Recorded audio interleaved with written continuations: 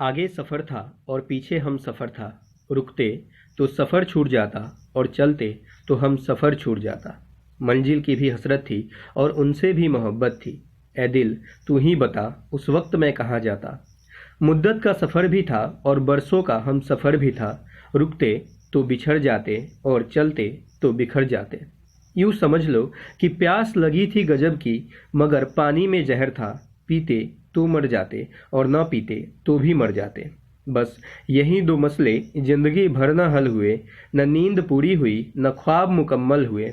शिकायत तो बहुत है तुझसे ए जिंदगी, पर चुप इसलिए हूँ कि तूने जो दिया वो बहुतों को नसीब नहीं हुआ। गुड मॉर्निंग, आदाब, नमस्कार मेरे प्यारे दोस्तों। पिछले 5-7 दिन से कोई वीडियो नहीं आया है, लेकिन उसके लिए मैं माफ़ी चाहूँगा। थोड़ी तबीयत नासाज हो गई थी। आज से फिर आपका वीडियो जो है कंटिन्यू चलेगा और आप वीडियो की क्वालिटी क्वांटिटी दोनों को देख चुके होंगे कि कितना ज़बरदस्त क्वांटिटी है। और मुझे लगता है कि जो बच्चे प्रैक्टिस सेट रेगुलर इस्तेमाल करते हैं, बनाते हैं, उनका लगभग 80-90% क्वेश्चन जो है सो खूब लड़ रहा होगा इस टॉपिक से, यानी कि जो टॉपिक अभी तक मैंने पढ़ाया है। और इसी तरह से ये क्वेश्चन का टोटल सीरीज चलेगा। मैं आप लोगों से अनुरोध करूंगा कि आप अपने दोस्तों को अधिकतम से अधिकतम दोस्तों को शेयर करें, ताकि ज़्यादा से ज़्यादा जो है यह चैनल सब्सक्राइब हो। और मैंने इसका नया नाम रखा है, जिसका नाम है जीके जीएस वाला। ठीक है, यानी कि यह आपका अपना चैनल जीके जीएस वाला है, जिसको आप सब्सक्राइब करें और अपने दोस्तों को ज़्यादा से ज़्यादा शेयर करें। चलिए मैं क्वेश्चन का सीरीज फिर से अगला सीरीज शुरू करता हूँ। अब तक हम लोगों ने 75 तक क्वेश्चन कर लिया था मैकेनिक्स यानी कि यांत्रिकी का, और अभी हमारा चैप्टर फर्स्ट ही चल रहा है। चूँकि ये बड़ा ही लंबा चौड़ा क्वेश्चन है, लगभग 150 क्वेश्चंस का ये सीरीज़ है। और देख रहे हैं मैंने नीचे डाला भी है कि किस किस एग्ज़ाम में कब कब पूछा गया है, इन सभी को डालते हुए मैं चल रहा हूँ। ठीक है, और अगला क्वेश्चन जो है वो यह पूछ रहा है आपसे कि निम्नलिखित में से कौन वेक्टर मात्रा है, वेक्टर क्वांटिटी यानी कि सदिश राशि है, आपसे पूछा जा रहा है। ठीक है, आपको ऑप्शंस दिए हुए हैं बल, चाल, ऊर्जा और तापमान। आप देखिए नीचे मैंने एक ट्रिक लिखा है। ये ट्रिक जो है ये सदिश राशि का ट्रिक है, असंभवी अबभवित्व। जब असंभवी अबभवित्व जो है उसको जब आप तोड़िएगा तो अ से होता है आवेग, स से संवेग, भ से भार, वी से विस्थापन। अ जो है अ से कोई सदिश राशि नहीं होता है, एकमात्र सदिश राशि अ से होती है जो आवेग हो गया है, तो अ आपका साइलेंट हो गया। ब से बल, और भ से भी मात्र एक होता है भार, वो भी आपका हो चुका है, यानी कि भ भी साइलेंट हो जाएगा। फिर वी से वेग और त्व से त्वरण। होते तो इसके अलावा भी बहुत सारे हैं, लेकिन जो बेसिकली क्वेश्चंस घुमा फिरा के पूछे जाते हैं वो यही क्वेश्चंस होते हैं। ठीक है, तो आप इसको यहाँ पे देख लीजिए। अब देखिए कि जो ट्रिक दिया हुआ है इसमें से कौन सा ऑप्शन आपको मैच नहीं कर रहा है। ठीक है, तो बल दिया है, चाल दिया है, ऊर्जा दिया है और तापमान दिया हुआ है। देखिए यहाँ पे जो चारों ऑप्शन है, नीचे जो ट्रिक है उसमें से केवल और केवल जो आपका बल है वो मैच कर रहा है, यानी कि बल जो है वो एक सदिश राशि है। इसके अलावा सभी आपके अदिश राशि हैं। ठीक है, यानी कि ऑप्शन नंबर ए हो जाएगा सही आंसर। अगला, निम्नलिखित में से कौन सा एक सदिश राशि नहीं है। अब यहाँ पर पूछ रहा है सदिश राशि नहीं है, तो देख लीजिए ट्रिक में जो मैच नहीं कर रहा होगा ट्रिक से वो आपका सदिश राशि नहीं होगा। संवेग जो है सदिश राशि है, वेग भी आपका सदिश राशि है। कोणीय वेग, देखिए वेग हो, किसी भी कोणीय वेग हो, समकोणीय वेग हो, सारे के सारे सदिश ही होंगे। और द्रव्यमान, इस ऑप्शन में द्रव्यमान नहीं है, यानी कि ऑप्शन नंबर डी आपका सही आंसर हो जाएगा। डी सदिश राशि नहीं है। ठीक है, अगला अदिश राशि है, इसमें से कौन सा अदिश राशि है। ठीक है, तो आप देख लीजिए अदिश राशि सबसे ऊपर दिया हुआ ऊर्जा, और ट्रिक में भी ट्रिक है उस आर्द्रता को चाबी दो। उसे ऊर्जा, स से समय, आ से आयतन, द से द्रव्यमान, ता से ताप, को साइलेंट रहेगा, चा से चाल, वी से विद्युत और दो से दाब। ऊर्जा सबसे पहले ही आ गया, यानी कि यह एक क्या हो गया, अदिश राशि हो गया। ऑप्शन नंबर ए हो जाएगा सही।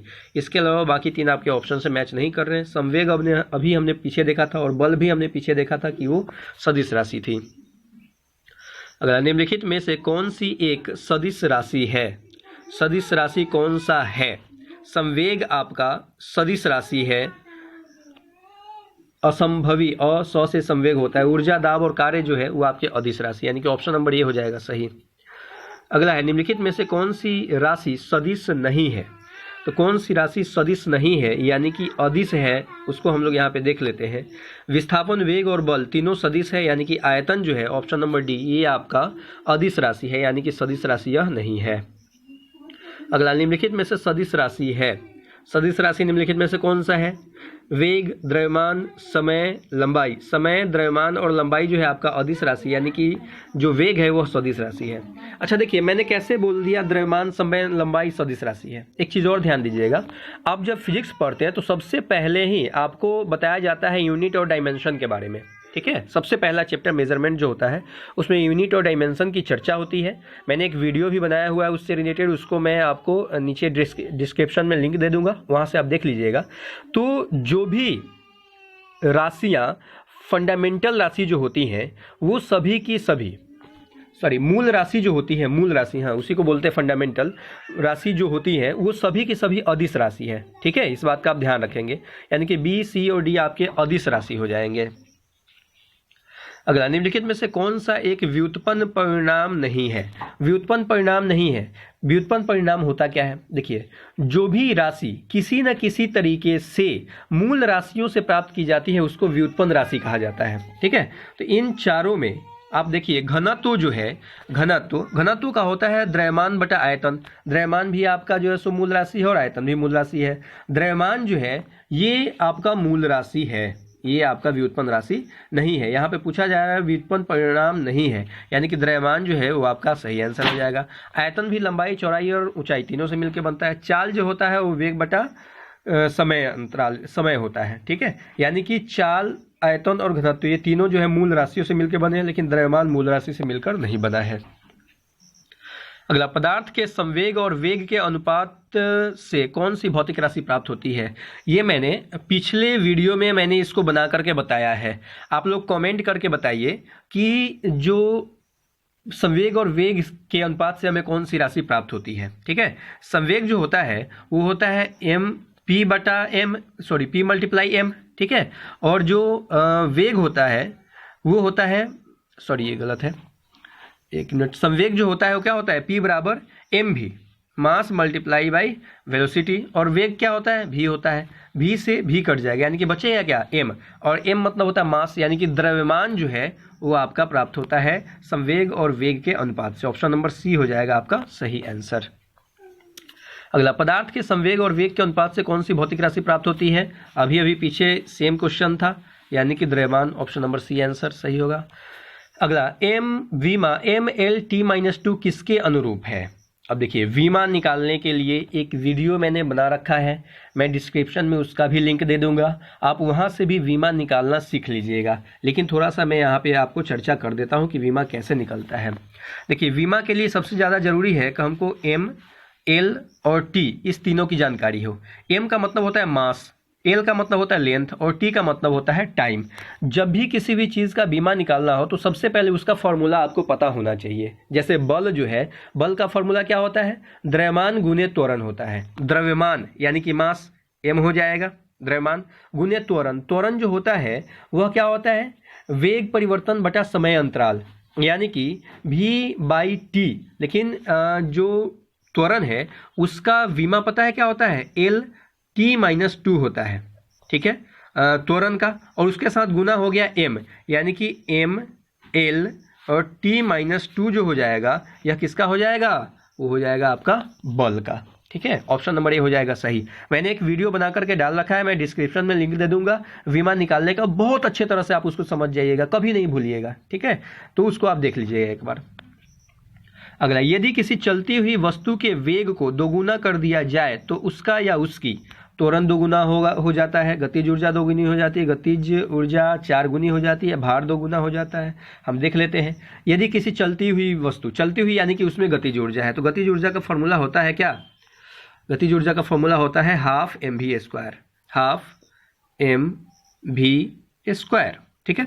अब बोल रहा है कि वस्तु के वेग को दोगुना कर दिया जाए, यानी कि v को दोगुना करने की बात हो रही है, यानी कि 2v और इसका होल स्क्वायर ऑलरेडी है तो होल स्क्वायर रहेगा, यानी कि 2 दूना 4 v² हो जाएगा। यानी आप क्या देख रहे हैं कि इन सभी को देखते हुए एक्स्ट्रा क्या हो जा रहा है? 4, यानी कि गतिज ऊर्जा जो है वो आपकी कैसी हो जाएगी? 4 गुनी हो जाएगी, यानी कि ऑप्शन नंबर सी हो जाएगा सही आंसर। अगला, किसी भी स्थिर या गतिशील वस्तु की स्थिति और दिशा में तब तक कोई परिवर्तन नहीं होता जब तक उस पर कोई बाह्य बल सक्रिय न हो, ठीक है, ये कौन सा नियम बताता है? एक्चुअली यह जो है नियम बताता कौन सा है?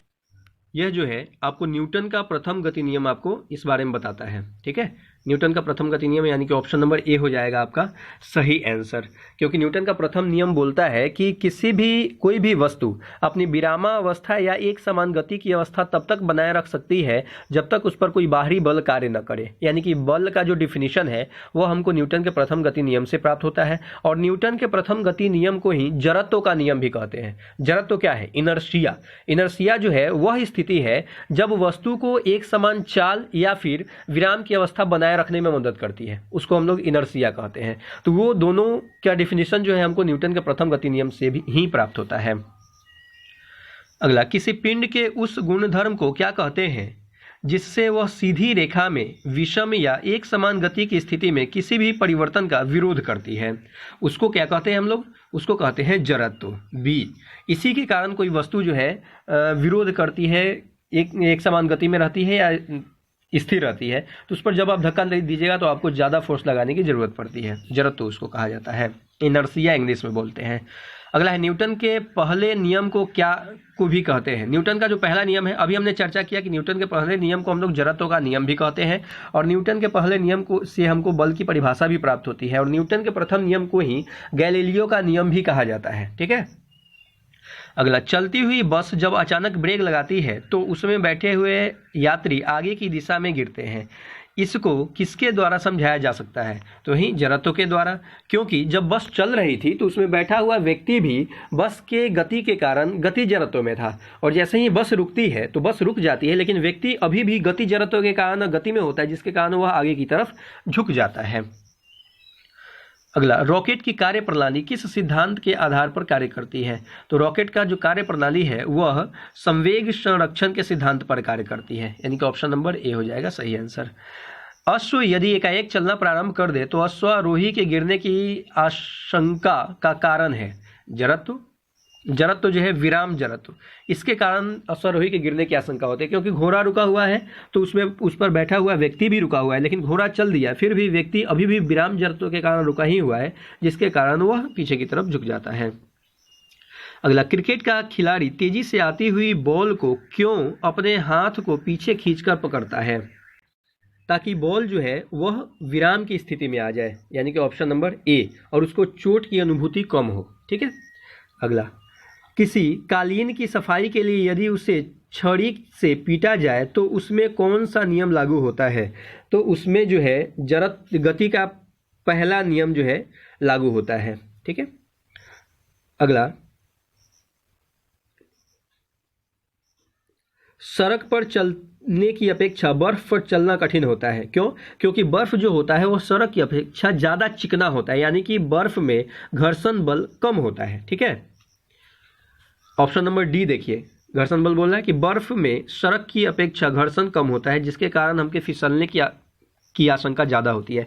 जैसे आप देखते होंगे टायर होता है या फिर हमारे चप्पल जूते जो होते हैं उसमें खांचे बने हुए होते हैं, वो हमको ग्रिप देते हैं ताकि हम फिसले नहीं। लेकिन कभी कभी होता है कि जब ज़्यादा दिनों तक हम एक ही जूता एक ही चप्पल पहनते हैं तो उसके नीचे का ग्रिप घिस जाता है और अब वह ज़्यादा फिसल रहा होता है। आप देखिएगा चिकने सतह पर भी या हल्का सा पानी पड़ा हुआ वहाँ भी फिसल जाएगा, जबकि पहले नहीं फिसलता था। तो हुआ क्या कि चिकनाई आने के कारण घर्षण बल घट गई और हम फिसलना ज़्यादा शुरू हो गया। अगला, हम दलदली सड़कों पर क्यों फिसलते हैं? सेम कंडीशन है। दलदली सड़कों पर क्या होता है कि घर्षण बल जो है घर्षण बल कम हो जाता है, जिसके कारण हम फिसलते हैं। ऑप्शन नंबर सी सही हो जाएगा। अगला, जब हम रबर के गद्दे वाले सीट पर बैठते हैं या गद्दे पर लेटते हैं तो उसका आकार परिवर्तित हो जाता है। ऐसा क्यों होता है? स्थितिज ऊर्जा के कारण। ठीक है। क्योंकि जो गद्दा होता है वो स्थितिज ऊर्जा में होता है और जैसे उस पर बैठते हैं तो गति में आता है और फिर वो धीरे धीरे स्थितिज ऊर्जा में कन्वर्ट होता है, जिसके कारण ऐसा होता है। यानी कि ऑप्शन नंबर बी हो जाएगा, वो आपका सही आंसर हो जाएगा। अगला, निम्नलिखित में से किसमें गतिज ऊर्जा नहीं है? चलती हुई गोली, बहता हुआ पानी, चलता हुआ हथौड़ा, खींचा हुआ धनुष। देखिए, चलती हुई गोली, बहता हुआ पानी और चलता हथौड़ा, इसमें गतिज ऊर्जा है क्योंकि ये सब गतिमान है। लेकिन खींचा हुआ धनुष, धनुष जो हम खींच चुके हैं, यहाँ पे बोला जा रहा है, तो खींच चुके हैं तो उसमें अब स्थितिज ऊर्जा है। जब छोड़ देंगे तो जो तीर जा रहा होगा वो गतिज ऊर्जा में होगी। ठीक है। यानी कि ऑप्शन नंबर डी हो जाएगा सही आंसर। अगला, रेल की पटरियां अपने वक्र यानी कि कर्व पर किस कारण से बैक्ड की गई होती है? देखिए, ऐसा इसलिए होता है कि रेलगाड़ी का जो वजन होता है, भार होता है ना, उसके क्षैतिज घटक से आवश्यक अभिकेंद्रीय बल प्राप्त किया जा सके।